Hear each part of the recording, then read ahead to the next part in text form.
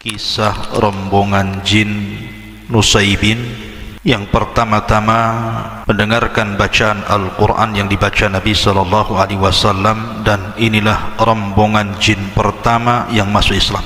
Bahkan inilah sahabat-sahabat Rasul dari kalangan jin yang pertama yang masuk ke dalam Islam.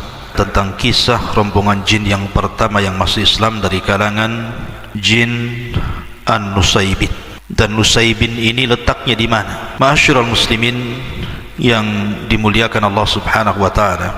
Kita tahu bahwa orang-orang yang pertama-tama yang masuk dalam Islam atau masuk dalam generasi pertama adalah Nabi SAW dan juga para sahabat. Inilah rombongan yang pertama kali yang disebut sebagai generasi terbaik umat ini. Dan para sahabat Nabi SAW bukan hanya dari kalangan manusia saja, tetapi juga dari kalangan jin.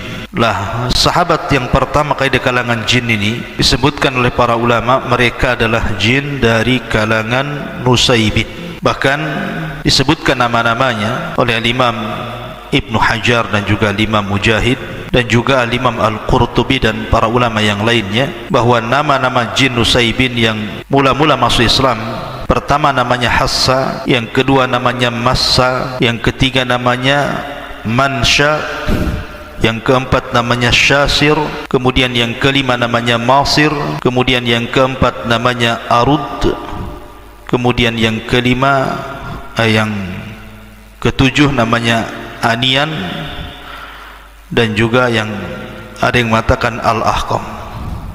Jadi Hasya, Masya, Mansha, Syasir, Masir, kemudian Arud, kemudian Anian, kemudian Al-Ahqam. Ada juga yang menambah Aniyal.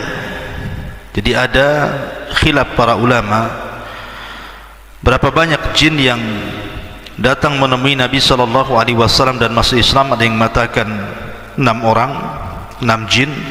Ada yang mengatakan 9 jin. Lalu di mana Nusaybin ini? Kenapa jinnya kemudian disebut jin Nusaybin?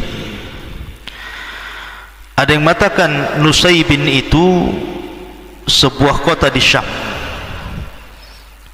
dan 6 jin atau 9 jin yang datang mendengar bacaan Nabi SAW termasuk Sadatul Jin, pembesar jin.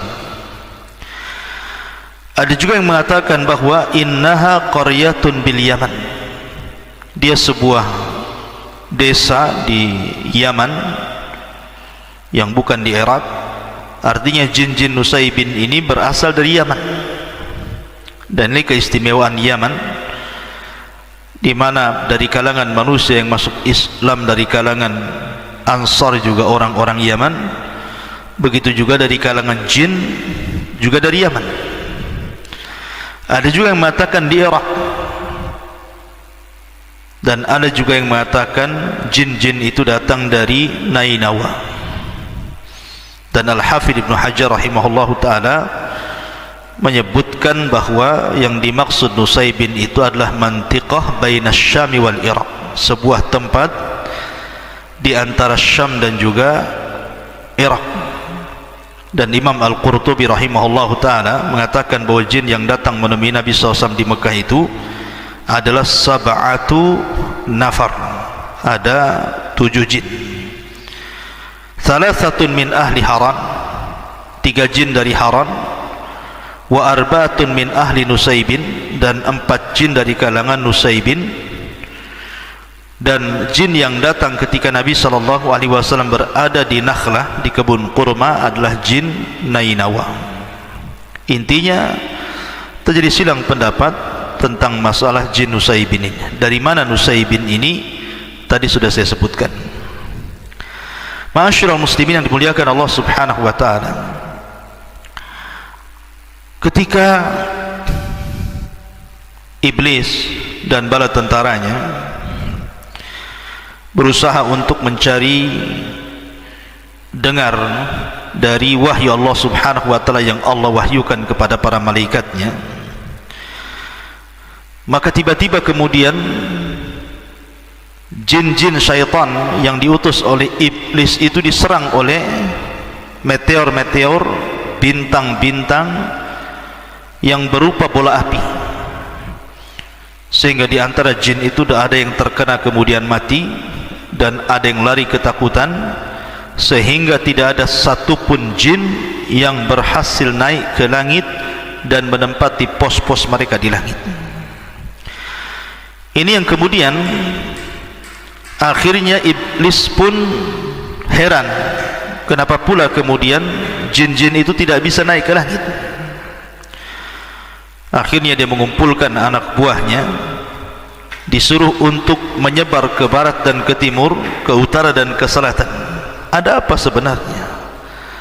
Apakah Allah subhanahu wa ta'ala menghendaki perkara ini ada kebaikan dengan penduduk bumi, ataukah justru keburukan bagi penduduk bumi? Makanya kemudian iblis pun mengutus orang, anak-anak buah dari kalangan jin syaitan ini untuk mencari kabar. Lah kebetulan dari utusan-utusan iblis itu ada beberapa rombongan jin. Tadi ada yang mengatakan 6, ada yang mengatakan 7, ada yang mengatakan 9. Mereka kemudian menyasar ke tempat Nabi SAW sedang salat fajar. Lah dari sini kemudian Nabi SAW membacakan Al-Quran dan jin-jin itu mendengarkannya. Ketika mereka mendengarkan bacaan Nabi SAW, tiba-tiba kemudian mereka pun terpesona dengan bacaan Quran dan masuk Islam. Lah sebab itulah maka Allah subhanahu wa ta'ala katakan, inna sami'na Qur'anan ajaba yahdi ila rushdi fa'amanna bih walan nusyrik bi rabbina ahada. Kata rombongan jin itu mengatakan, sesungguhnya kami mendengar bacaan Al-Quran yang luar biasa, yang memberikan petunjuk manusia ke dalam hidayah, maka kami pun beriman dan kami tidak mungkin menyekutukan dengan Rabb kami dengan siapapun. Dari sini jin-jin ini masuk Islam. Lah setelah jin-jin ini masuk Islam, maka mereka kembali kepada kaumnya, kemudian mereka pun berdakwah kepada kaumnya. Maka yang disebutkan dalam ayat yang lain, wa idh sarafna ilaika nafaran minal jin yastami'una al-Qur'ana falamma hadaruhu qalu ansitu falamma qudiya wallaw ila qaumihim mundirin. Dan ingatlah ketika kami palingkan kepadamu sekelompok jin dari kalangan nasibin, mereka mendengarkan Al-Quran, maka tatkala mereka hadir di sekitarmu wahai Muhammad, sebagian mereka mengatakan, diamlah, dengarkan apa yang dibacakan dia. Maka ketika Rasul selesai membacakan Al-Quran, maka mereka pun berpaling kepada kaumnya dan menjadi jin-jin yang memberikan peringatan. Salah satunya mereka mengatakan, qalu ya qaumana inna sami'na kitaban unzila min ba'di Musa musaddiqan lima baina yadayhi yahdi ilal haq wa ila sirati mustaqim. Wahai kaum kami, sesungguhnya kami mendengar Al-Quran yang diturunkan setelah Musa, yang membenarkan terhadap syariat sebelumnya, yang menunjukkan kepada kebenaran dan jalan yang lurus. Ya qaumana ajibu da'i Allah wa aminu bi. Wahai kaum kami, maka ambillah seruan Allah dan berimanlah dengannya. Yaghfir lakum min dhunubikum wa yujirkum min adzabin alim. Maka Allah akan mengampuni dosa-dosa kalian dan akan menghilangkan adab yang pedih bagi kalian. Kemudian mereka pun terus akhirnya berdakwah, dan banyak kalangan jin yang masuk Islam di tengah-tengah para sahabat yang ketika itu masih sedikit dan belum banyak manusia masuk Islam. Jin sudah banyak masuk Islam duluan, dan mereka akhirnya berbondong-bondong mendatangi Nabi SAW, sampai ada yang mengatakan 7-8 kali Nabi SAW membacakan Quran kepada mereka, termasuk juga Nabi SAW menjadi qadhi hakim bagi apa yang terjadi dari kalangan jin. Seperti dalam sebuah riwayat, ada jin-jin itu yang kemudian saling membunuh, kemudian datang kepada Nabi SAW untuk diselesaikan masalahnya, dan Rasul memutuskan masalahnya. Artinya bahwa jin-jin itu adalah nabinya manusia, dan nabi kita dengan nabi jin sama, Rasul sallallahu alaihi wa ala alihi wasallam. Ma'asyiral muslimin yang dimuliakan Allah Subhanahu wa taala, disebutkan dalam sebuah riwayat dari hadis yang dikeluarkan Imam Ahmad, Muslim, Tirmidzi dan yang lainnya dari Alqamah ketika bertanya kepada sahabat Ibnu Mas'ud radhiyallahu anhu, apakah ada di antara kalian yang ikut bersama Nabi sallallahu alaihi wasallam pada malam beliau berjumpa dengan jin? Maka sahabat mengatakan tidak, hanya saja pada suatu malam sebelumnya kami bersama Nabi sallallahu alaihi wasallam, tiba-tiba kami kehilangan beliau, dan kami pun mencari beliau di lembah, di semak-semak, hingga kami mengatakan jangan-jangan beliau dibawa oleh jin atau dicuri oleh jin. Malam itu kami menjalani malam yang paling buruk. Bagaimanapun kami bingung, Nabi ini kemana? Maka di pagi hari tiba-tiba kemudian Nabi SAW datang dari arah Hira. Kemudian kami segera menyambut Nabi, kata para sahabat. Kemudian kami bertanya, Rasul, kami semalam kehilangan Anda. Kami berusaha mencari Anda, namun kami tidak berhasil menemukan Anda, sehingga kami merasa sangat sedih di malam itu. Jangan-jangan Anda dicuri oleh jin, dibawa oleh jin, disembunyikan oleh jin. Maka Nabi SAW menjawab, atani da'iyal jin fadhahabtu ma'ahu faqara'tu alaihimul Qur'an. Semalam ada seorang dari kalangan jin yang mendatangiku, kemudian dia mengajak pergi bersamaku, aku pun pergi bersamanya. Kemudian tiba-tiba aku melihat rombongan jin, aku pun membacakan ayat Al-Quran kepada mereka. Lah kemudian Ibnu Mas'ud sebagai rawi hadis ini menceritakan kisahnya. Kemudian Nabi SAW ketika itu pergi bersama kami, kami pun melihat bekas mereka dan bekas api mereka, dan mereka meminta bekal hidup. Lalu Nabi SAW bersabda, lakum kullu azmin dzukira smullahi alaihi yaqa'u fi aidikum aw farama yakunu lahman wa kullu ba'ratin alafun lidawabikum. Pada setiap tulang hewan yang disembelih secara syar'i akan berisi penuh dengan daging di tangan kalian, dan setiap kotoran hewan ternak menjadi makanan binatang-binatang kalian dari kalangan jin. Kemudian Nabi SAW mengingatkan, fala tastanju bihima fa innahuma ta'amu ikhwanikum. Janganlah kalian melakukan istinja dengan tulang dan kotoran, karena hal itu makanan dari saudara kalian jin. Lihat di sini Nabi SAW diajak oleh jin untuk membacakan Quran. Bahkan ketika Nabi SAW pulang dari Taif, kita tahu bahwa Nabi SAW mendapatkan siksa dari orang-orang Taif itu luar biasa.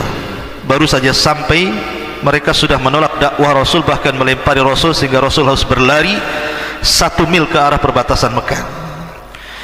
Sehingga Nabi SAW masuk ke salah satu kebun yang ada di situ.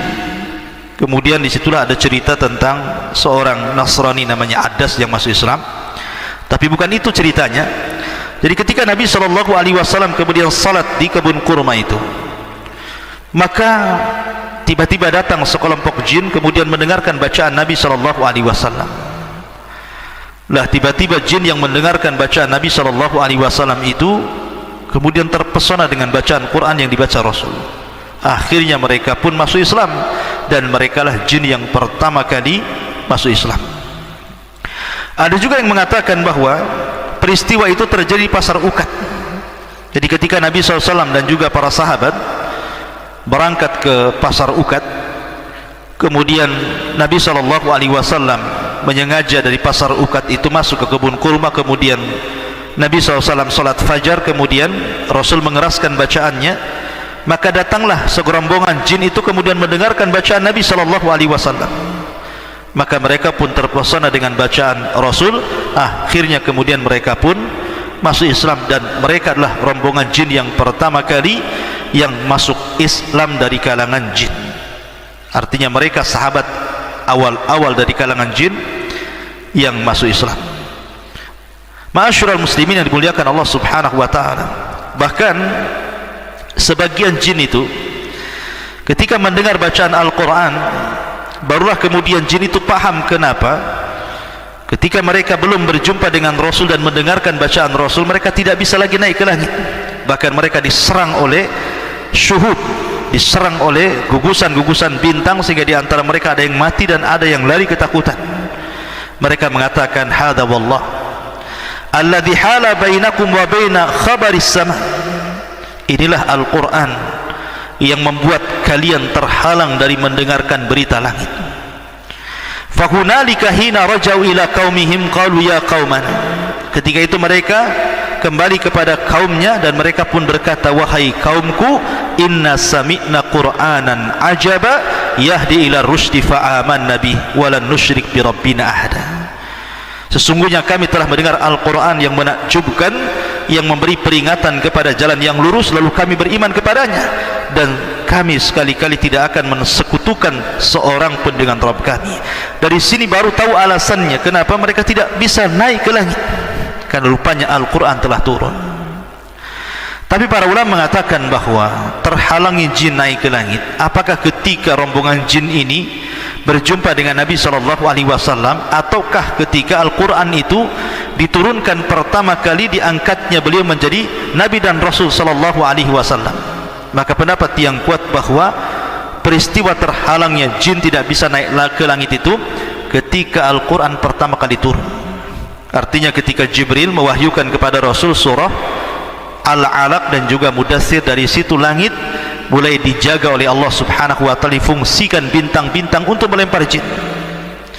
Dari sini kemudian iblis mencari-cari kabar, ada apa dengan langit? Kenapa anak buahnya tidak bisa naik ke langit? Makanya kemudian iblis merintahkan anak buahnya untuk mencari-cari apa alasannya. Lah barulah setelah kemudian jin yang 9 atau ada yang mengatakan 7, ada yang mengatakan 6 ini berjumpa dengan Rasul, kemudian mendengar bacaan Nabi SAW, baru mereka paham, oh ini penyebabnya kenapa mereka tidak bisa naik ke langit. Inilah diantara kisah sekelumit tentang kisah jin Nusaybin, jin yang pertama kali masuk Islam, dan mereka lah sahabat-sahabat Rasul dari kalangan jin yang pertama kali yang masuk Islam, dan mereka lah para duat, para da'i yang menjadikan ribuan jin masuk Islam setelahnya. Di tengah-tengah manusia ketika itu belum banyak masuk Islam.